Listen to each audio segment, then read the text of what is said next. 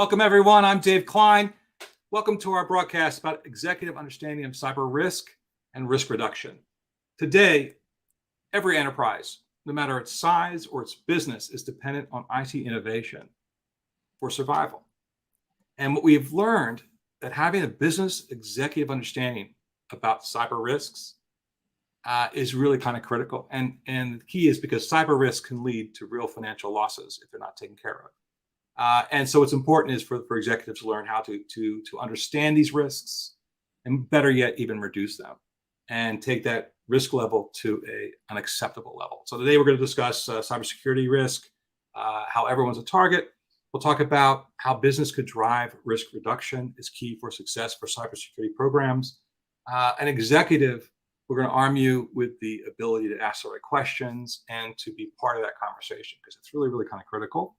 And also give you a non-technical understanding of what we call extended security posture management, which is something that you use to help with this. But first, we have Dr. Magda Shelley, an award-winning global cybersecurity leader.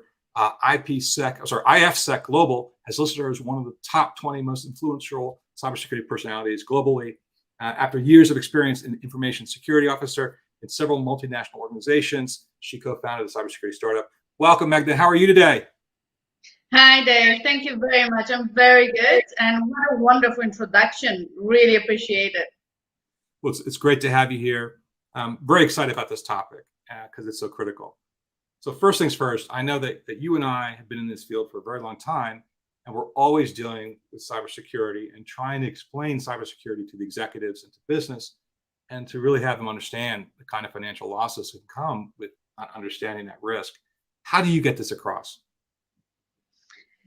This topic is extremely important, Dave, and we keep on mentioning that it's important for the cybersecurity industry to communicate to the business stakeholders about cyber risk and how they might or it might affect the company itself. But I think there's a fundamental challenge in our industry, and the challenge is understanding what cyber risk means specifically in order to be able to communicate about it.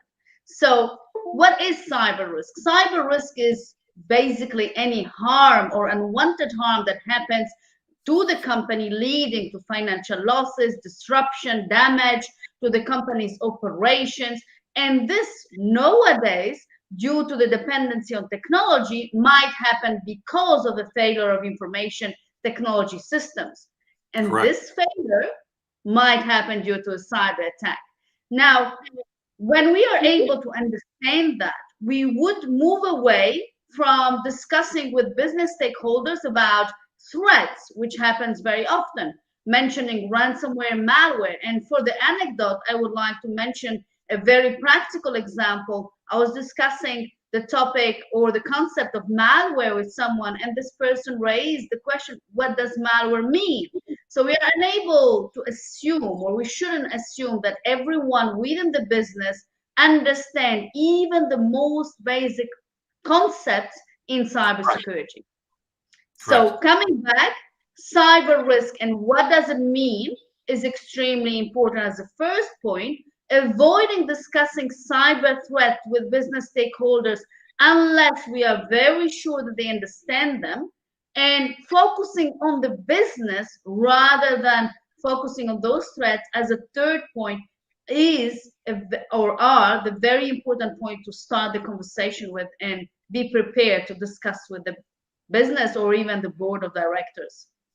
I think that's so key. I mean, again, we've both been doing this for a long time. And I remember 10 years of working with federal government customers. And often during some pretty intense breaches where I came in as doing incident response work, you'd meet with a deputy administrator, assistant in charge of a whole agency, a federal agency. And they'd say, well, what happened? And you'd start by talking about buffer overflows and vulnerabilities and indicators of compromise, and they would kind of look at you kind of funny. And really, the questions that they asked really got me clued into how I had to speak differently. And the concept was like, is there physical loss of things that we have? Is there financial loss? Is this something that's going to put us in the paper, right? And then so you backpedal a little bit and start listening to them and asking the kind of questions.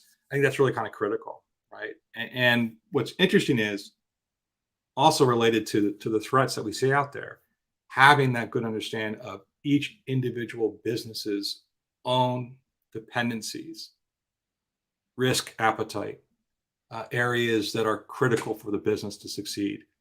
You need to know these things. And as a practitioner, even beyond the threats and things like that, it's important to understand that as well. It's very good. Excellent. You know, Dave, to add as well on this particular topic, what I have seen in, I would say there's several years that I've been working with many companies. So now, comparing to someone working in a streamlined career and having many years of experience in cybersecurity, I have had literally parallel experience with different companies in different industries, working with different countries as well. And every one of them had a different level of maturity, a different level of expectations, a different level of understanding. And therefore, every time what I was doing is, like you mentioned, understanding the business. But understanding the business is as well something that might be subjective for cybersecurity practitioners. So what I have been doing very often, I would take the financial statements of the company that are published, for example, and available publicly, and read them. Why? Because those statements not only will present what is the company worried about, what they consider as risk from the business perspective, but also what is the most important and critical activity, service, or product that is generating the most revenue. And at the end, that's what the business is concerned about, is what if that particular most important product or service gets interrupted and my revenue drops. Is not in its sense concerned about just general cybersecurity unless we very clearly define that link between the cybersecurity and the eventual cyber risk and the main revenues of the company that might be affected due to a cyber attack or eventually data breach, or both, depending on the scenario. It's fascinating. I remember one time, actually several times, dealing with specific agencies who felt that they were too small to be affected by espionage, for example.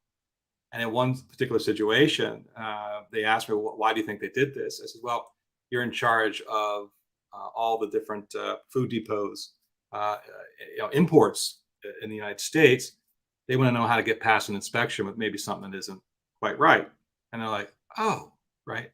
Because I understood their business and what they were supposed to be doing, right? So the key is, I think that's really important. And a lot of times when you're out there and people see things about ransomware and other types of critical threats, they say, well, it can't happen to me. Well, no, if your business has anything that is dependent on IT and like that, you can absolutely be a target as well.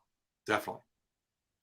So, go ahead. Yes, when we talk about this dependency on technology and the business perspective, I believe it's really good to take proper practical examples. So if we're talking about a financial company that is eventually regulated, and in Singapore, for example, their priority is to ensure the integrity of the transactions, increase revenue by increasing the transactions and keeping compliance, because that is what allows them to continue their business activity.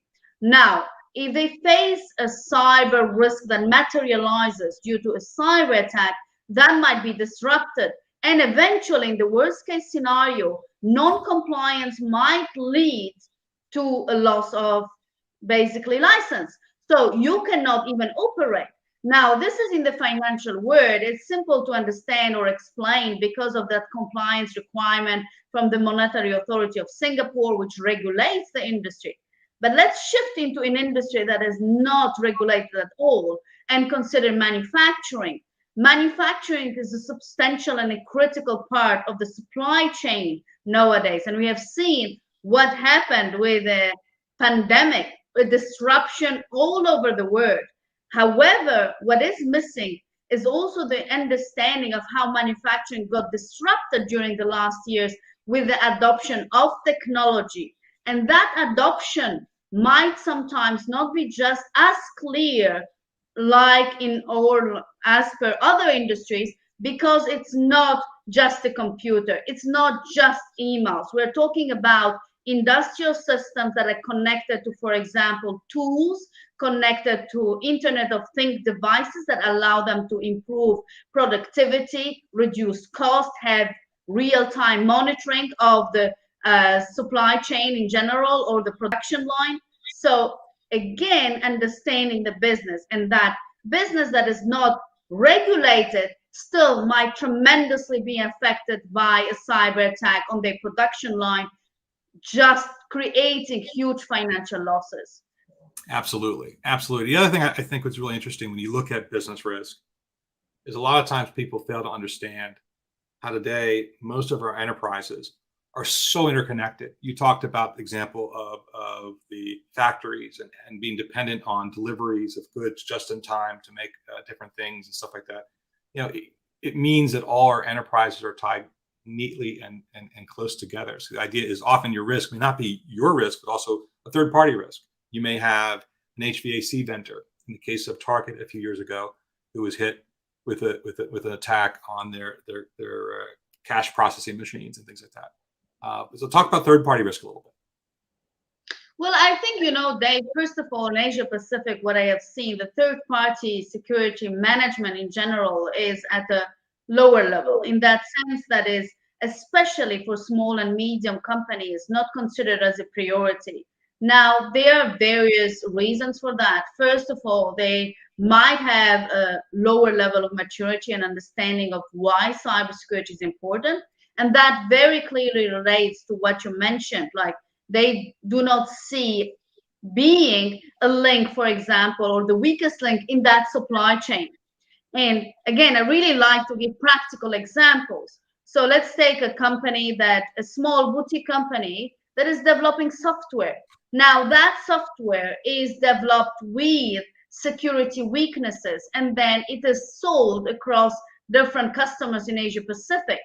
Now, cyber criminals will find that weakness and then eventually lead to that software being allowing cyber criminals to compromise the clients of the boutique company. So it's not the company itself that is building the software that will be compromised, but all of their clients. And I like to mention this is a perfect analogy with scalability in business. Cyber criminals will look at that as well. So why not compromise a smaller company that might have weaknesses in the overall approach to cybersecurity, leading to a massive cyber attack across all of their clients and across everyone else as well on the journey. So I think, again, this perception that we are only the ones that need to be protected, first, it's wrong. We are part of an ecosystem, and we are not just protecting ourselves. We need to ensure that we protect the way of how we collaborate as well. And the second point is that we are not a target. And this, again, it depends on the industry. If you are a regulated industry, you comply because there are financial implications immediately following a non-compliance. But if you're non-regulated, then you need to understand that link and dependency that you have with technology and with other stakeholders in the ecosystem that still might lead to financial losses that are related not only to disruption of activities, but as well to reputational loss. And I want to actually address that specifically, Dave. Very often, companies say, oh, but reputational loss is not quantifiable and it's not something that I can very much understand. But again, it's a view that comes from only one perspective. In business or in economics in general, building a reputation, acquiring customers have a specific cost. Therefore, if you lose that reputation and you lose your customers, you need to invest additional money to recover that reputation and to acquire new customers. So there's also churn, which is as well something that you calculate. So a bigger perspective onto what are your financial losses as well, very important. It goes beyond just the immediate disruption of business activities. That's really fascinating. I think also ransomware also gives us a great example of what what expense is beyond just paying the ransom. Right? In the case of ransomware, companies are down, they need to recover. They either pay or not pay, but in any case, beyond that, there's all sorts of additional money that needs to be spent on imaging systems, bringing them back up and running, getting additional security doesn't happen again, additional insurance costs for cybersecurity risks because now you've been breached, as well as you said, reputational loss, right? So you think about the things like that, it's really quite interesting to see. And often, again, with ransomware, there are ransomware gangs that go after various levels, from small company, medium company, all the way to large companies. Very interesting. Very cool. How does... I really sorry, Dave. Yeah, I really like the example of ransomware, and I think it's a very good one to make sure that our audience understands the consequences of a cyber attack on a business. So you mentioned the reputational loss, but I like to bring again a very practical case. So a manufacturing company being attacked on their production line, not considering that environment as exposed, and that attack leads to a complete inaccessibility of their systems. So therefore, the production line is stopped. Now, when that happens, the business, again, in the case of a ransomware, the business is faced not only with profit loss, because any delay in that production line will immediately cause financial losses. So already very clear impact on the business. Then, of course, anything that requires cost to recover, and those costs of recovery are not only paying or not paying the ransom eventually, but they might be as well related to buying new equipment, because in those industrial systems, if you suddenly interrupt some of those specific devices, that might not be functional anymore. So that as well is something that we don't think very often. We might as well see costs related to just IT, or eventually cost of overtime for employees flying from other countries, requiring to work overtime to recover. We might see cost of legal, etc. And the list goes way beyond just the IT recovery costs. And this, for me, again, it's fascinating because it allows to link very clearly the consequences of a cyber attack on a business to their business operation, and how that might lead to tremendous and, again, massive financial losses, especially when we've seen during the last years the ransomware attacks increase, which again led to, we're not talking about 1 or 2 millions of ransom amounts, we're talking about 40, 50 millions of losses, and those are not directly linked only to the ransom amount, they are as well linked to other costs associated that are, of course, required by the business to consider and take on board if they want to continue their operations. Very good. Very interesting. So with that said, when you think about cybersecurity today, I often call it a three-sided coin, right? A three-sided coin, which is an optical illusion. I don't know how you do that, but a three-sided coin, meaning that you have cybersecurity, you have IT and DevOps, and you have the business. So you have these three different teams working together to really make something effective and work. Talk to me a bit about past experience where you saw something that did not have executive participation. What happens when you have a cybersecurity initiative or an IT initiative without business participation? Well, first of all, when it comes to collaboration between different departments and involving the business, there's always the traditional challenge of having the right communication and aligning the priorities and goals.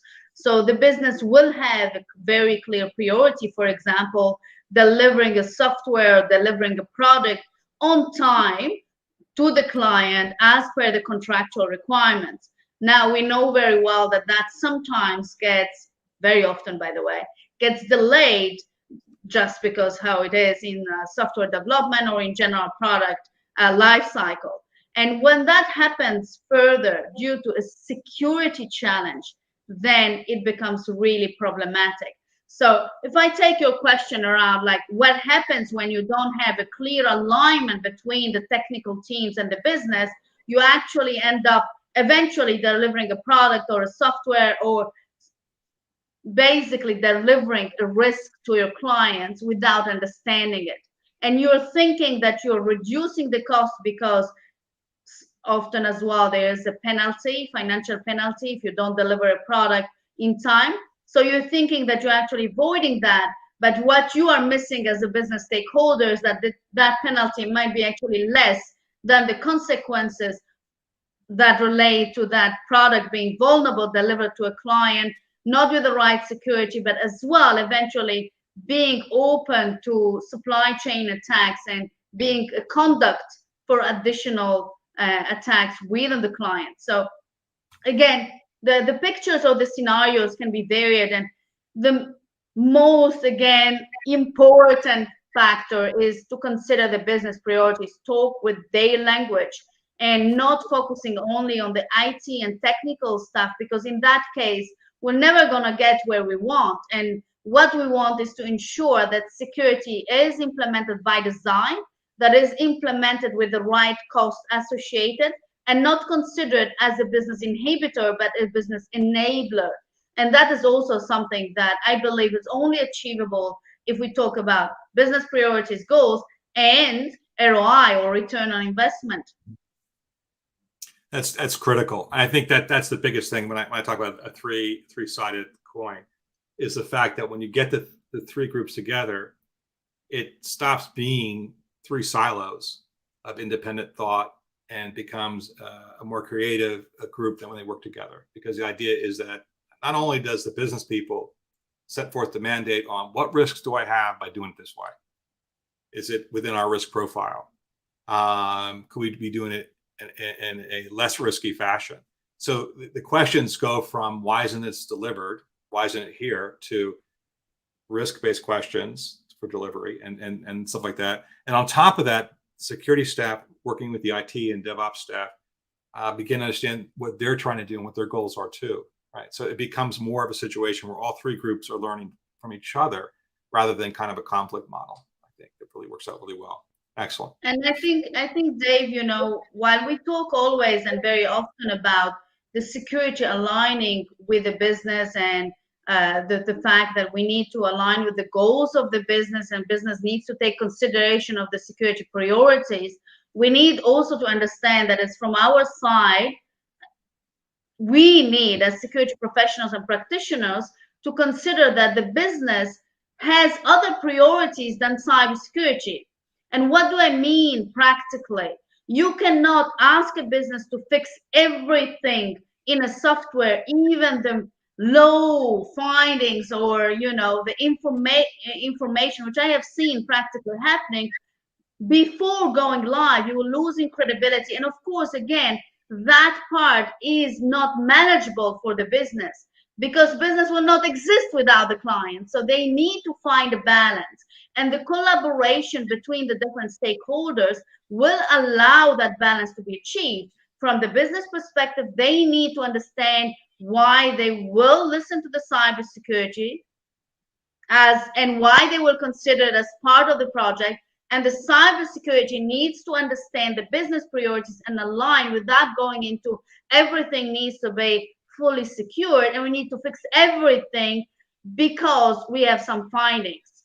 That doesn't work, and it usually creates the opposite actually result. You're being sidelined and you are not being involved in the future projects. So I wanted really to point that out. It's a balance and a collaboration. It really is. It is. And again, it's the security people not being the Dr. No, right? It's the one them working with the various other teams, understanding here's the business values, here's risk appetite for business, and IT understanding why they do things. For example, let's say you're working with an IT staff and they chose an open source code for an application. Well, you may find out they have $100,000 associated for this project, and that's what they could afford. So you can say, well, you know what? Let's approach a business, because this is a high ticket item for the business value, and say, hey, listen, this should be more secure. Why don't we add some additional things for maybe $10,000 more? Then we'll feel good about it. So the idea is really working together versus being on different teams and things like that. So another topic about business and trying to reduce risk. The biggest thing today is, with all the threat actors, with all the vulnerabilities, with all the changes within enterprises, which we call enterprise drift, right? All the configuration changes and things like that. It's very difficult to just have one period of time to make an assessment. You have to have a baseline and trending. Let's talk a little bit about baselining and trending in the light of a business executive. How would you explain baselining and trending to an executive? I think, Dave, first of all, I would like to come back to one important topic as well, or concept, the risk appetite. You have mentioned it on several occasions, and it is a critical aspect that needs to be understood by the stakeholders, and as well where the different stakeholders need to align on. Now, when we talk about risk appetite in traditional business, that is very easy to understand. I don't want to lose, for example, more than 10 million per year, and that's part of my forecast, my understanding, and as well, I will consider that as a risk appetite. I might have a bigger risk tolerance, but that's where I want to stand. Now, when it comes to cybersecurity, in order to take decisions, if that risk appetite is presented as, oh, you might get an attack, that will not allow the company or the business stakeholders to take an informed decision. And therefore, they don't know if the vulnerabilities within your software that you just found might lead to a lower or bigger loss that might or might not align with the risk appetite. So this is as well something that is critical. And that, of course, links to understanding the financial cost associated with a cyber attack, at least to a certain degree. And I know that's something that comes up very often, but we are unable to have any accurate quantification of losses. Well, I do believe 100% that it's better to have at least some visibility than none at all, and coming with a qualitative approach that is based on, oh, it's a high risk for you, because that is not going to be endorsed by the business. So this is to close that particular topic that I believe is or might be very valuable for the audience. Now, if you come into the assessment, it is all part of a question that I get often is how frequent should I do my assessment, or how should I take on board the security assessment that I do within the company? I don't know. And those questions come from the business stakeholders. They really don't know how often should they assess their security posture, how often they should find out about their vulnerabilities, weaknesses across people, process, and technology. So the question is based or showing that there is as well a lack of understanding. Why do we need to do the assessment? Now, an assessment will help you to understand and identify weaknesses across your environment. Those weaknesses / vulnerabilities might be across your people, process, or technology. And most commonly, what we see nowadays is a focus on technology with, for example, continuous monitoring or vulnerability assessment or web applications, something that is there and helps the company at any point of time having that visibility. Now, this is linked to the risk appetite. In my view, if you want to understand as a business your weaknesses once every 10 years, it might mean that you're not ready to address an evolving posture at a specific point of time, because within 10 years you have changed. So again, probably the audience saying, oh, sometimes she is addressing the business, sometimes she is addressing the cybersecurity. Yes, because it's an ecosystem. We're working together.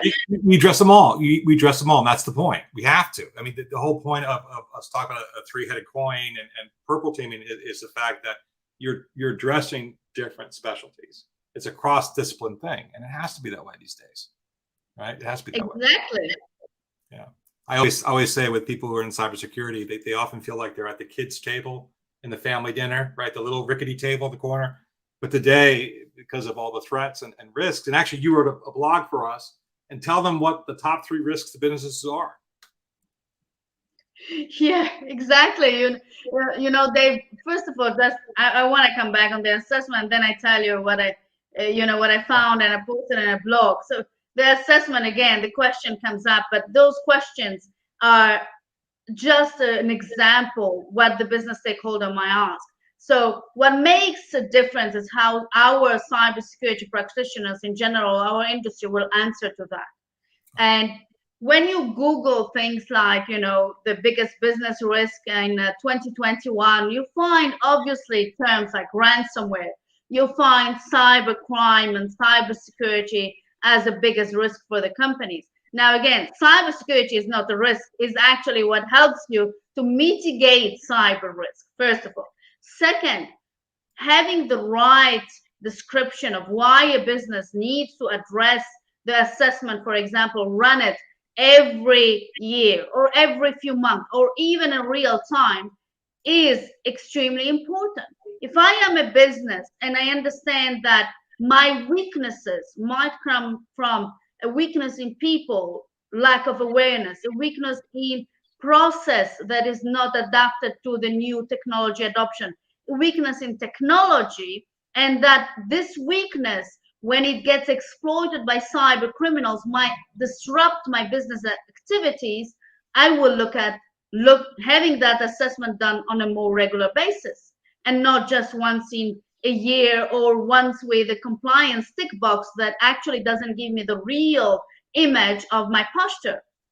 Now, obviously, the more we are dependent on technology, the more eventually we need to have visibility on the technological weaknesses as well, because the weakness might come from our technology, the one that we developed as a company, but it might as well come from third parties' technologies that we assume were great posture, or they were adapted to the newest threat, or even just not properly configured, or we thought they were properly configured. So there is a very big important objective by having that visibility, and that visibility is only possible by doing assessment that are not just a manual tick the box exercise on an Excel file, but having a more active and realistic objective view. It's not about reducing as well. I'm going to be a little bit more like, I would say the trying to be more objective. It's not about reducing the number of red, reporting lines that you will show to the board, unless it's real. So if you go to your board of directors and say, oh, look, we are all green, but you know that you're not, or you know that you don't have enough visibility to give that accuracy to your board of directors, it is worse than having the accuracy and the confidence of reporting and showing the reality of things with a mitigation plan. So again, it's a balance between having that visibility, doing the right thing, explaining it properly, and aligning with the business goals and objectives. So at the same time comes in this discussion on several times. And this brings us to our next topic. Of course, Simulate, we do extended security posture management, right? Which is used to visualize risk, to test in an empirical fashion, in an objective way across all your security controls, your people, your processes, your things, not only to come up with a baseline, but the trend over time. So why don't you talk a little bit about, explain it at an executive level, a business level, what is extended security posture management solutions and what they do for you? Thank you, Jay, for this question. Let me see. So first of all, I think what is really important is starting by the fundamentals. So I would start explaining our business is focused on activity A, activity B. Activity A is using a technology that we developed in-house, and activity B is using a technology from a third party. We have, at the moment, a very scattered monitoring. We don't have full visibility, and therefore we are unable to have full controls. I would raise the potential risk of business disruption due to misconfiguration, human errors, or other vulnerabilities / weaknesses in especially those both tools. We are in a continuously evolving environment, and therefore my priority as your cybersecurity professional is to give you that visibility and ascertainty, or basically confidence that we gain further visibility of where we stand.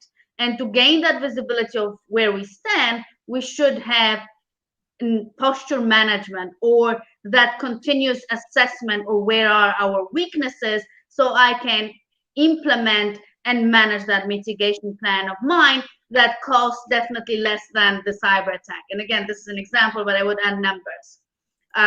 So bringing the big picture, showing that I know what are the business goals, showing that having control of everything is not possible just by knowing from, for example, compliance exercises or internal audit, for example. I need something more. And the best is to simulate and monitor the real posture. And I would like to emphasize on the word simulate, because it is extremely relevant to a company to have a practical visibility of what really can happen. So, and this applies for everything. There are stress tests in financial industry. What will happen if the company loses, I don't know, 5 billion? They might not be able to recover. Why we don't do that in cybersecurity, but we do it only, for example, with penetration testing on one specific web application? Well, we all know that that's not effective to understand how the company can be compromised. It's not by doing a one specific test on one specific application that we're going to have that control and visibility. And I think, of course, this relates as well to cost. So if we want to do those kind of intrusive tests across all enterprise application, or even smaller companies, even worse, they don't have the budget. So in order to have that visibility and assurance of where we stand today against not only technical weaknesses, but human error, misconfigurations, it's best to use a tool that allows us to simulate cyber attacks. Now, when we have that, we are certainly in more control of our weaknesses, and we are able to address them before cyber criminals do. So the concept is there, and it's fabulous because you can test different kind of things. And I just would like to make very clear there for our audience, it is really something that I believe in, and it's the advantage of that is very clear if you're comparing about penetration testing. If I'm a criminal, I'm not going to knock on your main door to rob you. I'm going to try to find other weaknesses, and that applies in cybersecurity as well.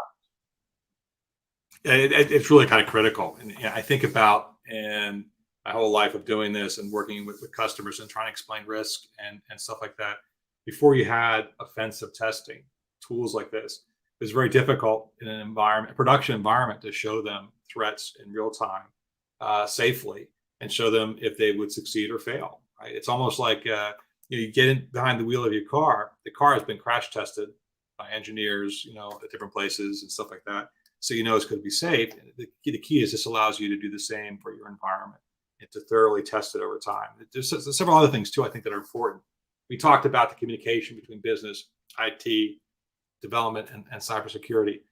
These solutions like ours make it accessible. So everything that you see in there, they're clear-cut explanations, both from a business risk perspective as well as a technical perspective for people who may be novice, who are on the cybersecurity side or IT side, who need to understand what's going on. It can be used by people who don't have that high level of cyber maturity and still be able to run these tools and understand the visibility, the risks, and how what they need to do to fix things. Right? There's a good deal of prescriptive output. It not only runs and tells you how you did, it gives you, well, here's what needs to be different. Right? You may have a situation where that web server you were testing, it needs some updates. It needs to have certain security controls in place, certain ways the accounts are run in order to be done safely. So you can roll this out in a safe fashion. So there's a prescriptive element to it that automates that aspect for you. The idea of going in and being updated over time, various threats and data, as well as making it accessible for everyone who uses it. Dave, I think, what is extremely critical as well for our audience to understand, and where it can be a good advice and recommendation when the discussions start with the business, is to focus on the shared responsibility model. So nowadays, more and more service providers are actually having a model based, again, on a shared responsibility with the customer. What does it mean? It means that not every security control will be implemented by the service provider, but the customer will need to configure, will need to add eventually some security controls. And a very good example of that is cloud. And while it might be obvious for security professionals, it's not for businesses or for business stakeholders. I have seen many cases where they adopt cloud deployment or even go into cloud digitalization, and they just don't consider security at all. It's basically for them, in their mindset, that comes in a package. And that doesn't come in a package. So if you're unable to understand it because you haven't had the chance to read, or you haven't been raised awareness about, or you haven't been educated about the topic, the best way is to test it. Test it and see how it fails before it fails by the cyber criminals. The same applies as well when we're talking about, you mentioned the example of the car, you mentioned the example, as I mentioned the example of, stress testing in the financial industry. I think all this topic about continuous validation of what we have today in terms of controls is a very practical concept that is understood by the business very well. So just use that to make sure that you go away from scattered controls and implementations or testing that do not allow you to very clearly identify how ready you are today to face that cyber attack. And lastly, of course, I would love just to do the simulations on every company that tells me, oh, we have a firewall, and that's all. And still, Dave, in Asia Pacific, it's still something that I hear. So, you have your firewall. Okay, let's test it with a real simulation and see how that's going to protect you from other cyber attacks and just filtering your traffic, right? So it might surprise them tremendously. It does. It does serve to be an eye opener in a very safe way, right? In a very safe way, in a way that's not going to hurt them or anything like that. But at the same time, it's better to do it in a simulation than have the first time you're attacked is for real, right? Taking martial arts or what have you. You'd use any kind of example, but very cool. Neat. What are some other thoughts that you have about extended security posture management for the masses? Well, I would say, if I go back on our discussion, and again of what we discussed from the initial concept, I think first of all, always remember that the business stakeholders do not have the knowledge that you have as a security professional. So if you're a business stakeholder, please understand that cyber risk is a business risk, but not because I'm just saying it, it's because a cyber attack might disrupt your operations activities. Now, this is the first very critical point. The second point is that every day business will actually adopt new technologies. Maybe those technologies will be traditional IT, maybe they're not. Maybe they are Internet of Things, maybe they're blockchain, maybe they're artificial intelligence, or any other technology that helps the business improve productivity, reduce costs, bring new innovative services or products to the client. That adoption is what increases cyber risk tremendously, but also increases what we call the attack surface of a business. And an attack surface is all the points where a cyber criminal can come in and exploit an eventual weakness/vulnerability. And I always use the term weakness/vulnerability because weakness is a more common term and very easy to understand, while vulnerability is mostly used as well in the cybersecurity industry. So 3 points. Your business have cyber risk. Your business adopting technology all the time. And your business, as a third point, is expanding this attack surface that leads to an increase of entry point for cyber criminals. Those 3 points require you as a company, as a business stakeholder, to understand and have visibility where your current security might fail. And that is not, again, happening with having scattered activities or even a compliance checkbox on an Excel file. Even though, we have a lot of compliance tools, but there's still a lot of companies using Excel files. So I think, in my view, what I want to bring to the audience is that particular aspect or discussion points that they can bring to the customer. Now, again, if we are looking at those 3 points, and you are a cybersecurity professional or a business professional, you're saying, yeah, okay, we have been spending a lot of money now in cybersecurity, and you're telling me, oh, there is another thing that we need to do in cybersecurity that is good for the business. Why should I do it? Or how does it really help my business? Well, what helps your business today is having visibility. Visibility is the only way to have control. So if you have to focus, you focus where you can achieve that. And having a visibility of weaknesses or things that might lead to a successful attack in your environment should be part of our priorities. Furthermore, you can actually very clearly identify how that will help you in prioritizing other activities that you maybe already started. So if you don't have visibility, you're unable to optimize controls. And if you're unable to optimize controls, you might be spending your money in the wrong place. This applies for the same for the business and for the cybersecurity. In order to optimize your spending in cybersecurity, first, you need to have visibility. And that starts with the extended posture management, Dave. Excellent. And also, not only does it help you there, is that the idea is that when you see additional expenditure in cybersecurity, you see the value for it, right? And you see the reduced risk as being part of that value. And then again, you may find out you added technology to your cybersecurity profile and you see no inherent change in risk. So you say, you know what? We spent too much on this. We don't want to use that technology because it doesn't seem to be working for our type of business and things like that. So you're right. That's how it works. Not only giving that visibility, but proving the value and optimizing the value of your cybersecurity spend. Excellent. Well, perfect. Well, David, Magda.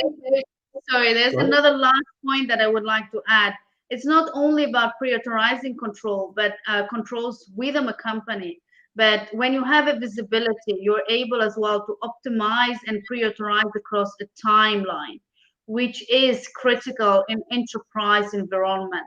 If you are a small company, you have 4 tasks to do to protect your company. You're able to do that. But when you are in an enterprise environment and you have 200,000 tasks waiting for your cybersecurity team, that needs prioritization. Of course, I'm exaggerating with the number, but I'm not exaggerating with the vulnerabilities per day that those enterprise environments detect and that needs to be fixed, with some of them being as well very hard to fix in a limited timeline. So having visibility allows prioritization and optimization of controls, as well as the cost associated, but as well it helps to ensure that you optimize the time spent with the mitigation activities that you need to undertake and that your cybersecurity needs to undertake. So at the end result is savings. It's absolutely not a cost. It's a reduction of saving. It's a reduction of losses that might occur following a cyber attack. Perfect. Awesome. Magda, thank you so much for joining me today. This has been phenomenal. This has been a great conversation. We will bring you back to do some more of these. And I want to thank everyone for joining us. This has been the Simulate podcast. Take care. Thank you.